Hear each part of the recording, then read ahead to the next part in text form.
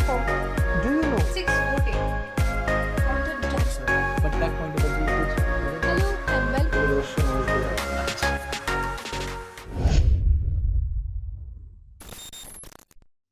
Hello and welcome to Career Dynamics, and I am Anushri Roy. Career Dynamics is a platform where we believe every career has a compelling story. Here you will receive the guidance from the best of the best. We will be tracing the threads of their path and how you can apply those lessons in your career. We are fortunate to give you an insightful overview about the various career paths. Today, we are diving into the diverse landscape of media from television to digital journalism and the impact of storytelling in 21st century. On that note, with an experience of more than 17 years, today we have Professor Dr. Akashdeep Muni with us, who is a public speaker, convener of the digital media analytics, and nationally recognized educationist. He has been a news panelist at various national news channels across India and also aspires to build a chain of media literacy brigade throughout India by creating an alarm of fake news and others. Welcome to the show, sir. Hello, how are you doing? Thank you, Anushri, for bringing me here. Thank you so much for joining us, sir. It's an absolute honor to have you on this show. So, before starting today's discussion about career in media industry, I would like to know something about your journey. Like, what inspired you in pursuing career in this field, sir? See, I come from a very humble background. Uh, I studied on loans. I've come from a small city in Odisha. So my career had been very interesting because it's full of undulating experiences, and because these days you know that people from small cities are coming. So when I wanted to be a journalist, why? Because this is the only field where you can make an impact. Because I've seen much apathy in this country. Apathy means that when nobody listens, and which is why I wanted to make an impact. Of course, there is a social angle as well as a commercial angle where I also want to make a very good career out of it. So I didn't wanted to join an NGO, but doing an impact and earning a living for myself. These two I can only do in this field called journalism. That's why I chose it.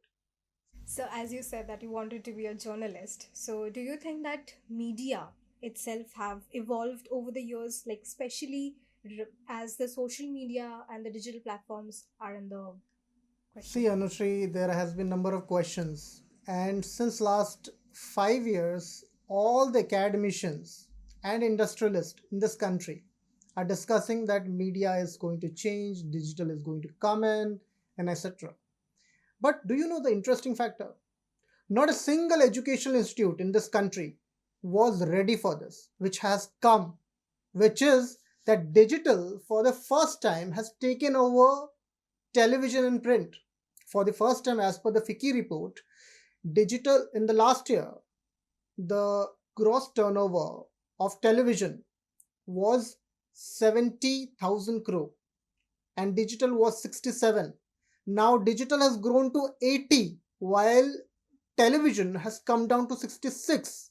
So for the first time in the history of media, it has happened that traditional mediums like television and print are coming down and digital surpassing them. So if you say that digital is coming, no, digital has come. Digital has taken over. The future jobs won't be more in television, more it will be in digital medium. So while number of education institutes are still mulling digital slot, we at Adamas University were knowing it and we were prepared. So that is why we have curated our syllabus in such a way that our students are ready for the digital onslaught. They know what is SEO, they know what is system engine optimization, they know what is social engineering, they know how to deal with the current job profiles needed. So that's it. All right, that's a great point that you have put up, sir. So, while you conduct classes at your university, so how do you motivate the students and make that class more interactive, sir? See, you know that AI has come. Sooner or later, AI will take over. But do you know the interesting factor? The interesting factor is AI won't be able to touch the creative fields. It will take over the technical ones like science, engineering, these all. But in our field, it's more of a creative. It's all about reaching your consumer.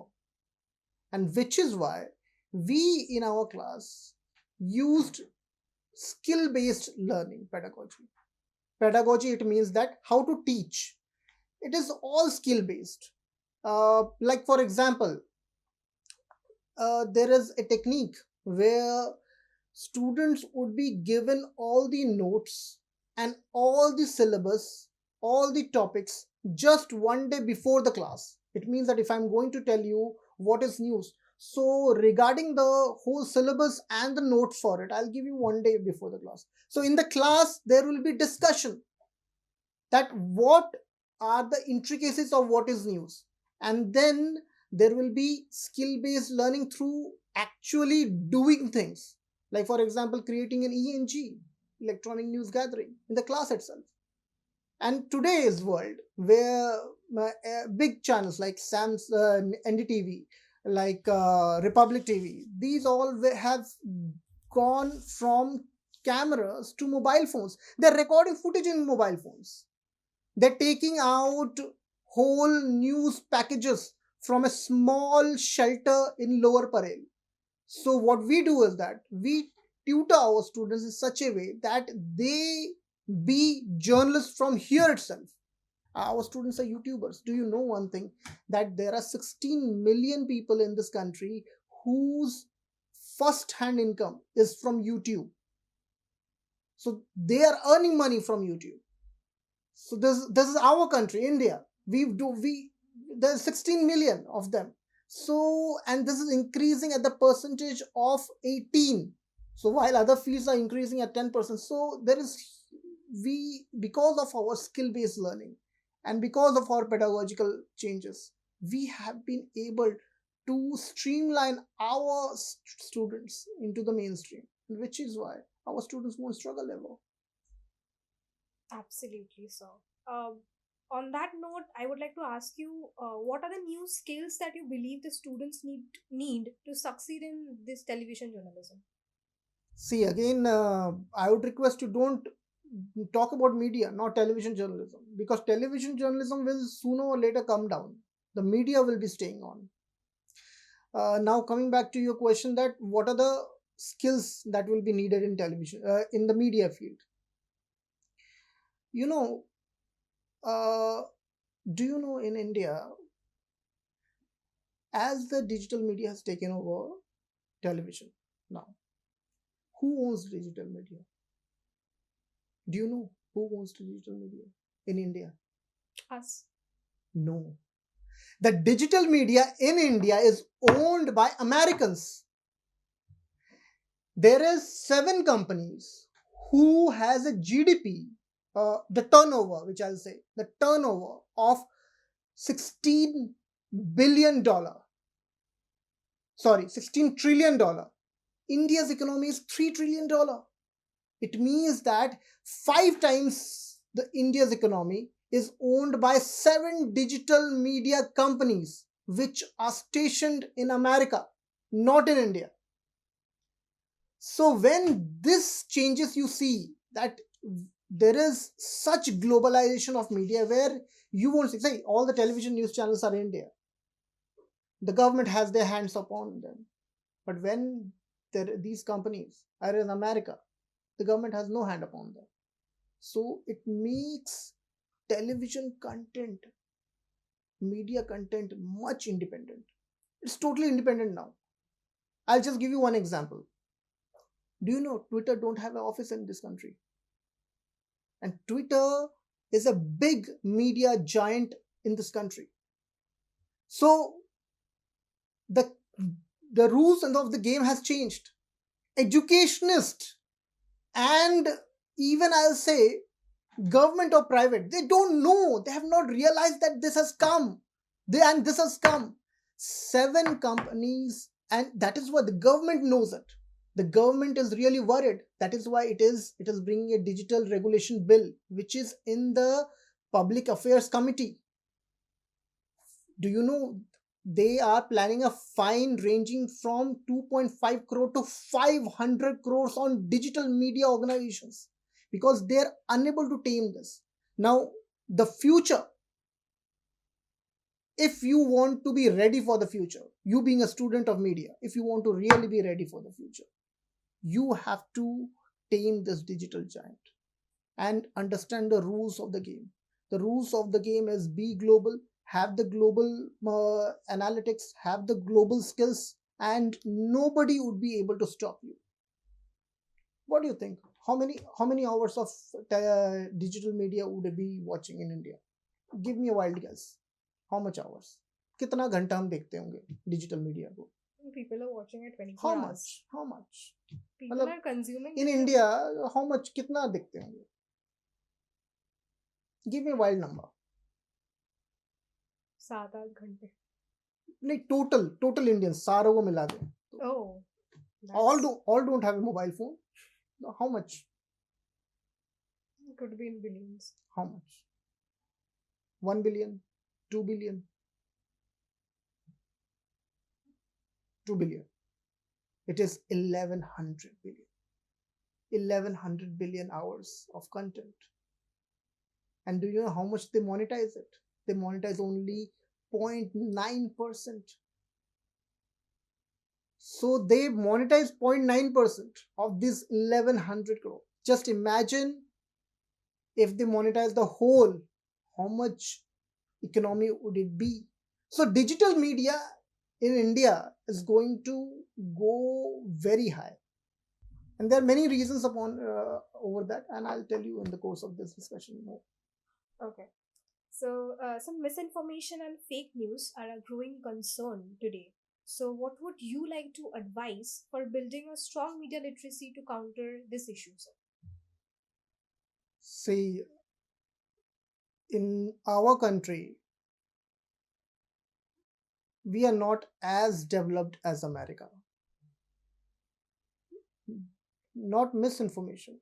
Disinformation is bigger challenge. There is nobody knows what is true. And I can give you tens of examples. Nobody knows in this country what is true. And which is why media would be the most sought after profession in future. I'll just give you one example. Do you remember when 2000 rupee note was exchanged? Everyone, including the news channels, told us that there is a chip inside the 2000 rupee note. Today, as we know, they were wrong. I will not say that they lied, but there was disinformation, deliberate information which was wrong, which was circulated. And it is happening everywhere. Take any example. Take the bills that are being passed in the parliament. Regarding that also, do you know that political parties, I know, you know, national political parties have lakhs of WhatsApp accounts, paid WhatsApp accounts to circulate disinformation.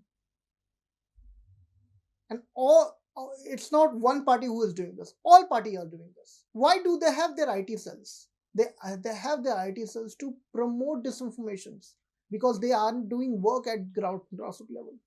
And this is an unfortunate factor in the history of this country is that our media persons know about it, but they cannot do anything because they're owned by businesses, which again would need the protection from government.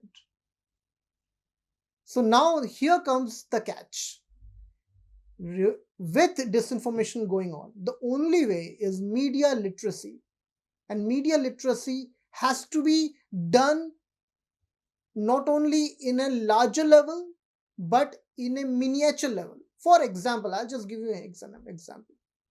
We have a media literacy abhiyan here at Adamas University.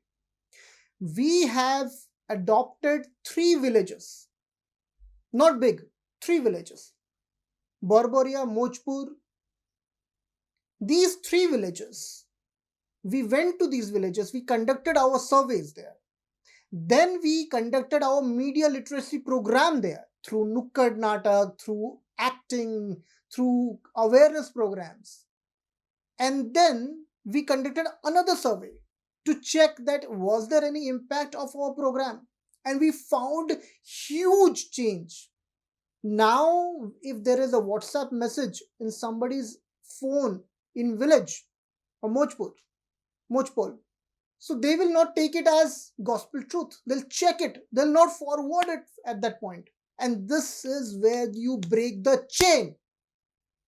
You have to break the cycle of disinformation. And how will you break the cycle of disinformation? When you will be when you will be giving awareness to people that don't forward any message that are coming. Remember that 2000 rupee note having chip. If that would not have been forwarded in your family group, those elderly people, they thought that they believed their friends, but all of them lied. Remember when COVID came, all these family groups was flooded with information that अदरक से Covid खत्म हो जाएगा. Today we know अदरक से Covid खत्म नहीं होता. कोई आयुर्वेदिक दवाई नहीं है कोविड के लिए. आयुर्वेदिक से कोविड खत्म नहीं होता. That is why our honorable prime minister took vaccinations to tell this. So that was disinformation, my dear friends, and that you can only fight when there will be each and every university in this country, each and every village in this country can have a media literacy abhiyan like Adamas University does. And we are doing our social responsibility. My students are going to villages for that awareness programs. They are doing their social responsibility. And this is where I think that in the next 5 years, misinformation and disinformation can be fight through media literacy programs only. Okay. You see, WhatsApp, Facebook, Instagram, where the disinformation is provided, they're business organizations. They won't listen to you till you give them money. Okay. Now, common people don't have billions of dollars to give to them. They can tutor themselves. Stop yourself from being manipulated by these digital giants. And that can happen only through media literacy abhiyan, like in Adamas University. That's a great initiative taken for the program, sir. So, on that note, I would like to ask you if you could change one thing about the media landscape today, what would it be? This is a very interesting question. I have thousands of things which I could have, but I always see towards the Scandinavian nations. I think the media in the Scandinavian nations is free and so profound that had we can we emulate that like Finland. In Finland, it's so free that the media, they can question the prime minister anytime. I would love that our media persons can freely question the administrators easily. So but I cannot do that. But what I can do is that as a common man, what you can do that you have to put the right questions. I'll give you some examples. Finland has highest literacy rate. Finland has best education. Why it has best education? Because it is a public funded education. Okay. And their professors are paid very good. As per the national education policy, the new education policy which is called, okay, NEP. Government brought a NEP program where the government said that they should spend 6% of national GDP at minimum for the development of education in this country. Okay. So they are spending 2.3. So what is the role of media? Media has the role to make them spend 6%. So this Had I have the opportunity to, I would have changed that. That's an amazing answer that you have given, sir, and great insight. On speaking of that, what do you think that with the rise of AI and digital media, how are the aspirants going to prepare to survive in this landscape? See, for knowing the answer to this question, you have to understand the trick. In the top 10 digital media organization in this country, how many are Indian? There are only two companies who are Indian: Times News Network and News 18. Why they are in the top 10? With YouTube, Facebook, Instagram, why they are in top 10? Because huge magnitude of content is consumed on Times 18, News 18 and Times Internet regarding business news. So there are, it's all about profit. People want to know about their profit, things that benefit them. Then only they'll watch you. If you put in propaganda, if you put in political news, if you put sensationalism, people will watch, but maximum people will not watch, because now Indians are being educated. So sooner or later they might watch for 2 minutes, but for the longer period of time they won't. And this TV editors are coming to grasp. But unfortunately, our education industry, media education industry, has not known. They're still making tutoring students for political news, but they have to understand that they have to tutor them in geopolitics, in monetary things, and which is why News 18 through money control is in the top 10. New Times Internet through it profit channels, monetary channels are in top 10. So people are interested in knowing what the share is going. Uh, so in the coming times, if you give news which will benefit your consumers, then they will be watching. If you give news which give them sensationalism, they won't. I'll just give you one interesting example. Today, the whole world is going into recession, not India, the whole world, because of the tariff put on by Trump administration. There is Trump has put 30% tariff on China. China has put 38% tariff on America. America has put 108% tariff on China. What is happening is, what is happening? It's happening is that, I'll just give you one interesting example. Soybean is manufactured in America. China is an importer of soybean of American soybeans. American companies make huge profit out of it.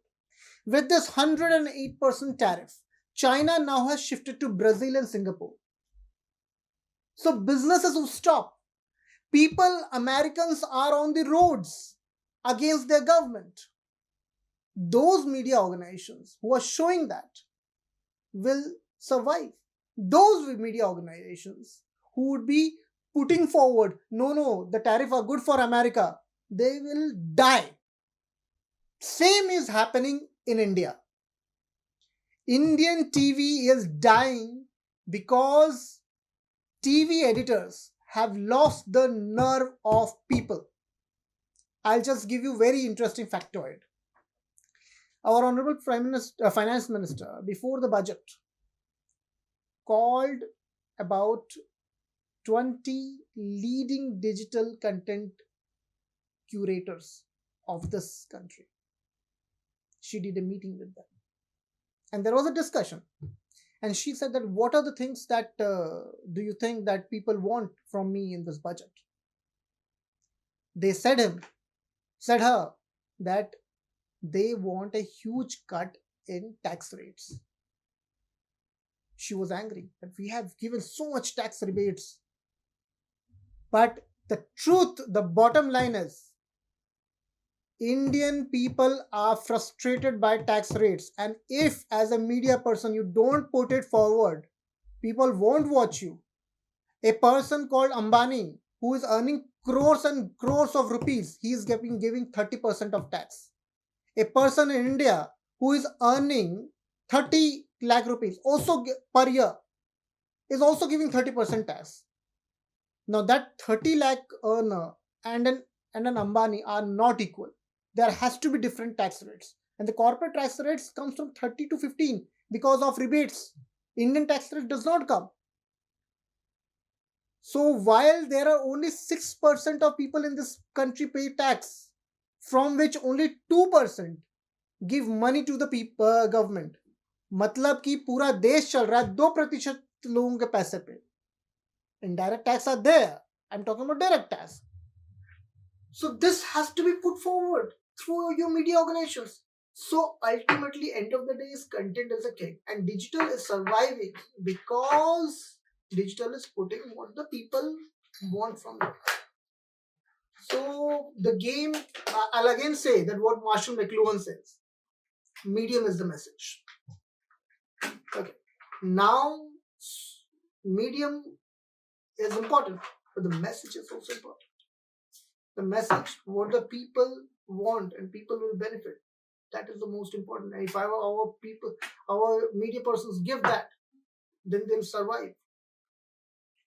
If they don't, they will struggle, as number of TV channels are doing today. Absolutely great insights, sir. So, on that note, what is that one message that you want to leave with the audience about the power and responsibility of media in today's world? I will not say the power and responsibility of media, but I will say that the power and responsibility of each Indian to contribute to your nation. If you are an Indian who really want to contribute to the nation, then join an organization, join a job profile where you don't only earn money for your living, but also contribute to the society.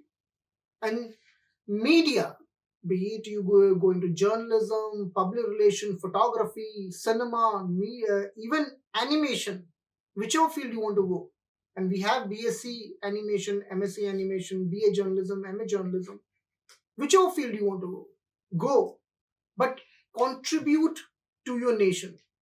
And you can contribute to your nation only when you join an organization who not only hones your skills but gives you independence to contribute towards the nation. For example, Media Saksharta Abhiyan, where you are just educating some 5 lakh people, but that 5 lakh people is a huge contribution when you see that you have changed the mindset, you've changed the lives of these 5 lakh people.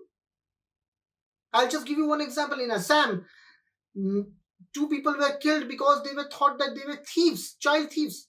They were beggars. In recently there was a gunshots in a train because some person thought that these people are going to conduct a terrorist activity, but they were just travelers. These disinformation, if you want to stop, join media, do the change. I'll leave you with one last message. Do you know there is a city in Madhya Pradesh where a doctor was a doctor there in a government hospital and did 15 operations. 7 of them died. He was told to be a doctor from University of London. He was accoladed on TV. He was accoladed by chief ministers. He was accoladed by millions of Twitter users, WhatsApp users, Instagram users, Facebook users. After which the government hospital has taken him as their surgeon. 15 operations, 7 died. Do you know who was he? He was a con man. He was a con man distributing disinformation. He was not from London. He took a name of a doctor from London. This is the front page news of Indian Express, which some people, some misinformation, disinformation fighters have told 2 years ago, including myself. This doctor was a fake doctor. But media organizations followed him, tweeted him, chief ministers tweeted him. He got support from n number of people, and today the 7 people died. So that's why I say the media is going to be the most powerful thing in the future. And that is why a loss making organization called Twitter is bought by the richest person in this world, Elon Musk. And still he's keeping it. So media is power. If you want to use it for the betterment of common man and your country.